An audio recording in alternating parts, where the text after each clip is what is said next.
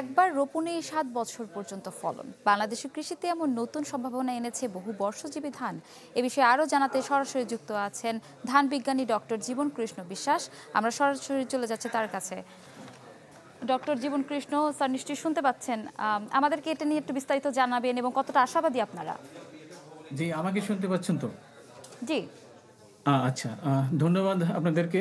তো আমি প্রথমেই আমি আইইউবিএটিকে অভিনন্দন জানাচ্ছি যে তারা একটা ব্যতিক্রমধর্মী গবেষণা নিয়ে তারা এগোচ্ছেন। আমি যতদূর জানি যে এই গবেষণা আন্তর্জাতিক ধান গবেষণা ইনস্টিটিউটে শুরু হয় প্রায় 1980-র দশকের মাঝামাঝি সময়ে, এবং সেই সময়ই আমার বিশ্বাস তখন বাংলাদেশ ধান গবেষণা ইনস্টিটিউটের একজন বিজ্ঞানী ওখানে ছিলেন। পরবর্তীকালে তিনি অধ্যাপক হিসেবে আইআইবিএটিতে যোগদান করেন, তিনি ডক্টর মুজিবুর রহমান খান। আমার মনে হয় যে উনি তখন থেকে এই বিষয়ে কিছুটা আগ্রহী ছিলেন এবং ওই গবেষণাটা একজন চাইনিজ বিজ্ঞানীর তত্ত্বাবধানে হতো, এবং চাইনিজরা এই বিষয়ে গবেষণা করে অনেক অগ্রগতি লাভ করে। তো আমার বিশ্বাস যে পরবর্তীতে উনি ওখান থেকে এই তথ্যটা নিয়ে উনি আইআইবিটিতে বিষয়টা চালু করছেন। আসলে বিষয়টা কিন্তু অভিনব বলা যায় না, তার কারণ বহু প্রাচীনকাল থেকেই কিন্তু আমাদের দেশে কিন্তু এই জংলি ধান যেটা ছিল, জংলি ধান থেকেই তো আমাদের এক বর্ষজীবী ধান আসছে। জংলি মানে বহু বর্ষজীবী।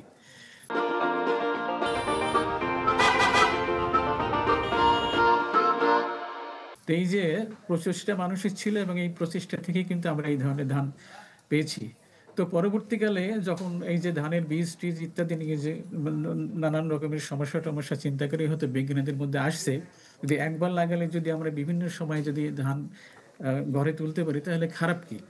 যদিও এই বিষয়টা আমাদের দেশে এখন প্রচলিত নেই, বা এটা এখনো আমাদের দেশে যে কতটা মানে আমাদের কৃষক বান্ধব হবে সেটা এখনো আমাদের কাছে গবেষণার বিষয় রয়ে গেছে। তো এই বিষয় নিয়ে যখন আমাদের এই বিশ্ববিদ্যালয় আইআইবিটি কাজ করছে, আমি মনে করি যে তারা ভালোই কাজ করছে, এবং তাদের এই কাজের তারা মানে এখানে জাত বলতে এখনো বলা যাবে না, তারা হয়তো কয়েকটি কৌলিক সারি নিয়ে কাজ করছে। এর মধ্যে যে আফ্রিকান যে জংলি ধান ছিল পুরনো বহু বর্ষজীবী, সেই জাতের সাথে এশিয়ান ধানের যে সংকরায়ন করে যে জাতগুলো উদ্ভাবন করা হয়েছে সেখান থেকে তারা কাজ করছে।